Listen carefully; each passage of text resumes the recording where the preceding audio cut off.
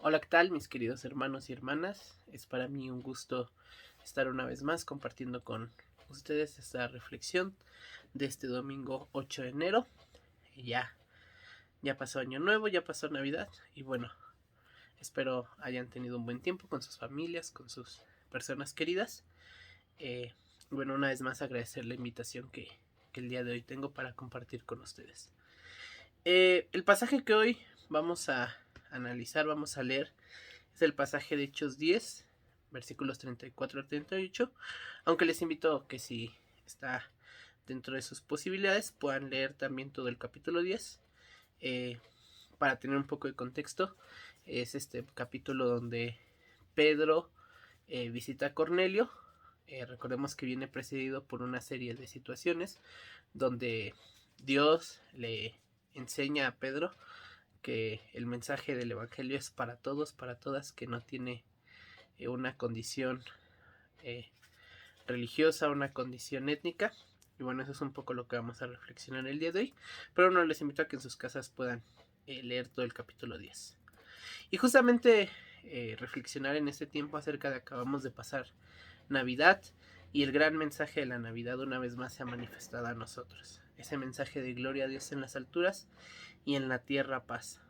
Y creo que es importante reflexionarlo al día de hoy. ¿Cuántas navidades como personas, como cristianos, como cristianas hemos pasado ya, no? ¿Cuántas navidades hemos escuchado este mensaje? Quizás muchas, quizás pocas. Sin embargo, creo que es importante recordar la novedad de ese mensaje.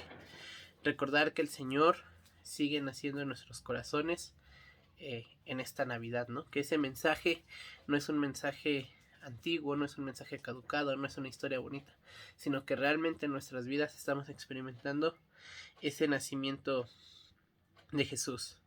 Por otro lado, me llama mucho la atención en este pasaje la, la frase de Pedro, ¿no? Con la cual inicia eh, este discurso que va a realizar. Recordemos quién es Pedro, ¿no? Pedro es un hombre que caminó 3 años junto a Jesús, que estuvo presente durante esa última noche que estuvo Jesús, que lo negó, que sin embargo después Jesús le exhorta y le recomienda muchas cosas, y que dentro de estas cosas recordamos que Jesús le dice, ve y apacienta mis ovejas. Es decir, este Pedro tiene sobre él una responsabilidad muy importante y además nosotros a lo mejor no pudimos conocer al Señor Jesús físicamente, pero Pedro sí, Pedro estuvo caminando con él, Pedro estuvo muy de cerca de él. Y sin embargo, en este pasaje nos encontramos con esta frase de ahora entiendo. Y es muy interesante porque parece que para Pedro es una novedad eh, el entender que Dios se ha manifestado no solamente a los judíos, sino a todas las personas. Y creo que también es importante para nosotros recordar esta parte porque muchas veces creemos conocer ya de la A a la Z todo el Evangelio, ¿no? Creemos conocer este mensaje de Dios y que a lo mejor porque llevamos mucho tiempo de cristianos, porque también porque llevamos poco, creemos que este mensaje no puede ser renovado, que no puede volver a encontrarnos, que no puede volver a sorprendernos. Y Pedro es la prueba de eso. Recordemos que Dios envía a Jesús como la mayor manifestación de Él en esta tierra. Sin embargo, este Mesías, este Cristo prometido que también cantamos en algunos villancicos, no era el Cristo o no era el Mesías que todos esperaban, ¿no? Por un lado encontramos incluso a sus discípulos, ¿no? A Jacobo y Juan esperando que en aquella tierra donde no fueron recibidos, Jesús mande traer fuego del cielo y consuma este poblado. Otros esperaban a este Mesías como ese Mesías guerrero que iba a libertar al pueblo, ¿no? Que iba a traer la espada y la guerra sobre el imperio romano. Sin embargo, me gusta pensar que este Jesús, que esta revelación, llega como le llegó al profeta Elías cuando estaba siendo perseguido por la reina Jezabel, ¿no? Eh, si ustedes recuerdan en aquel pasaje de Primera de Reyes, Elías está siendo perseguido por esta reina a causa de haber matado a los profetas de Baal, y entonces se esconde en una montaña, ¿no? Y en esa montaña sucede un terremoto, caen truenos, viene un viento muy fuerte, y sin embargo no es hasta que llega el soplo apacible, como nos menciona el texto, que entiende Elías que Dios está ahí, que la presencia de Dios está ahí.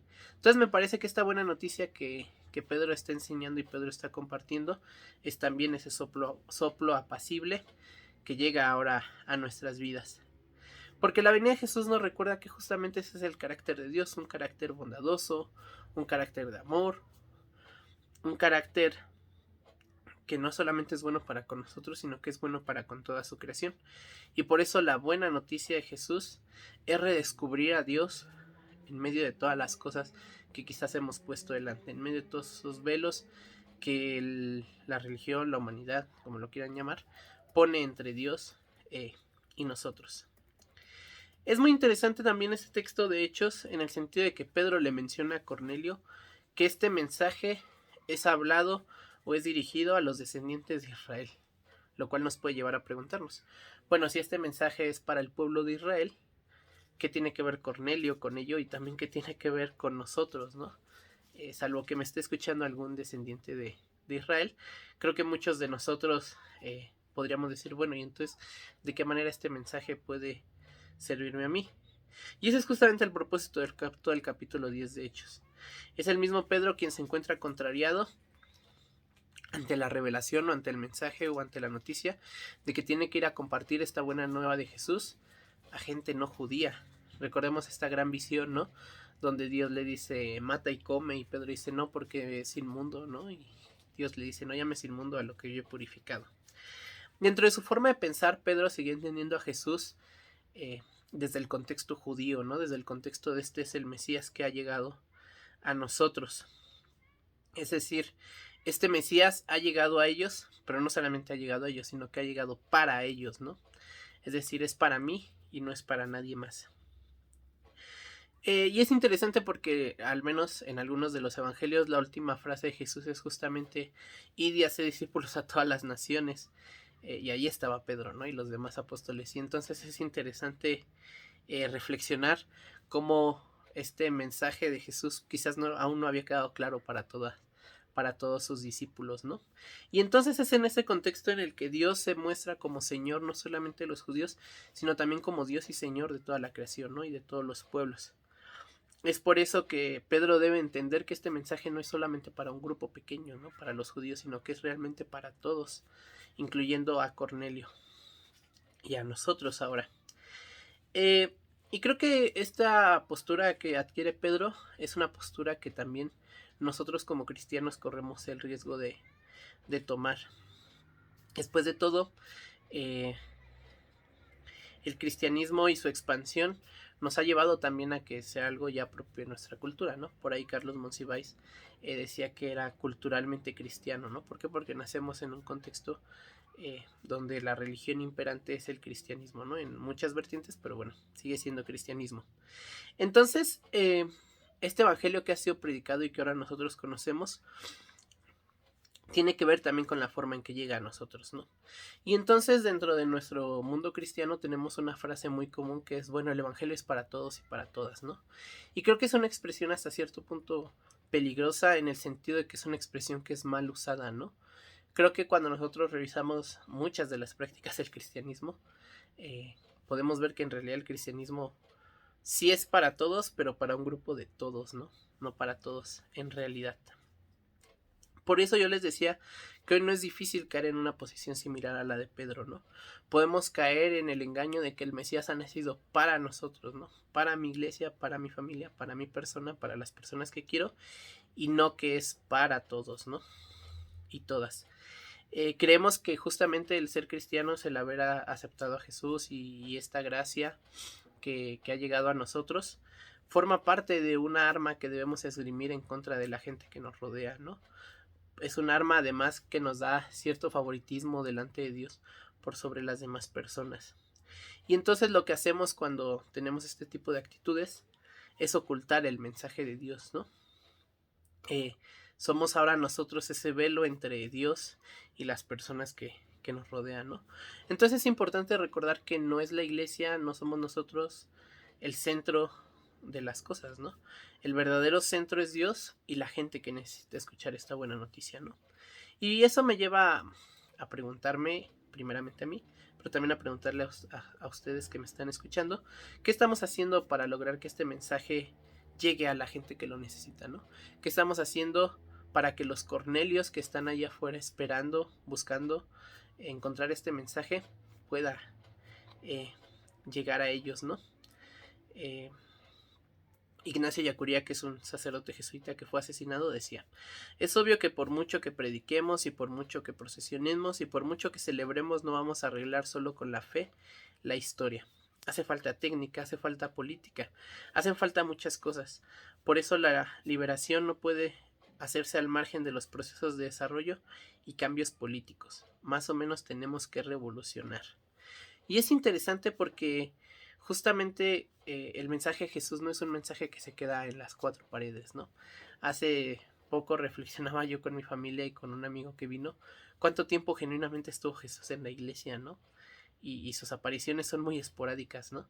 Y las apariciones que hizo Jesús en el templo fueron solamente para hacer alboroto, mencionábamos por ahí, ¿no? Por eso el Evangelio no es un mensaje que vamos a guardar en el refrigerador para que se mantenga fresco, ¿no? Para que no caduque. El mensaje del Evangelio es un mensaje que sigue siendo vivo, que sigue siendo dinámico, que sigue estando en constante cambio. ¿Por qué? Porque Jesús es Señor de todos y de todas. Hoy, ayer, hoy y siempre. No es mío y solo está aquí, no es de ustedes y solo está allá, sino que es genuinamente de toda la creación.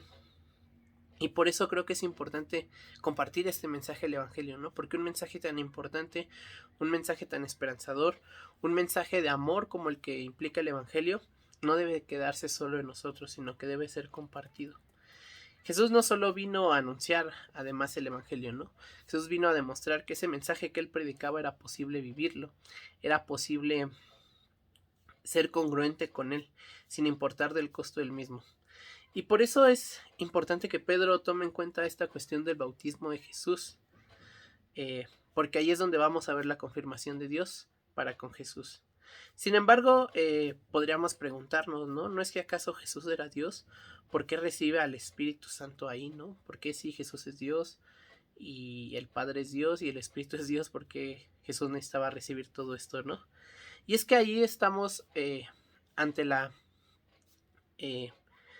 confirmación de la plenitud de la presencia de Dios en la persona de Jesús. ¿Es Jesús Dios? Sí, pero Jesús también es hombre y se encarna como nosotros. Y como hombre es humilde y reconoce que para hacer esta misión necesita el Espíritu de Dios, necesita la guía del Padre para llevar esta misión hasta donde tenga que llegar. Pedro continúa su discurso y dice: es así como Jesús anduvo haciendo el bien y sanando a los que sufrían bajo el poder del diablo. Y esto es importante porque no solamente se refiere al tema físico, sino también se refiere al tema espiritual. Y no solamente tiene que ver con las curaciones que Jesús hizo, ¿no? Sino tiene que ver también con que Jesús ofrecía una salvación integral. Es decir, no solo te voy a levantar de la cama porque eres paralítico, sino también te voy a decir: vete, tus pecados te son perdonados. No solamente voy a salvar a la mujer de ser apedreada, sino que también la instruyo a: vete y no peques más.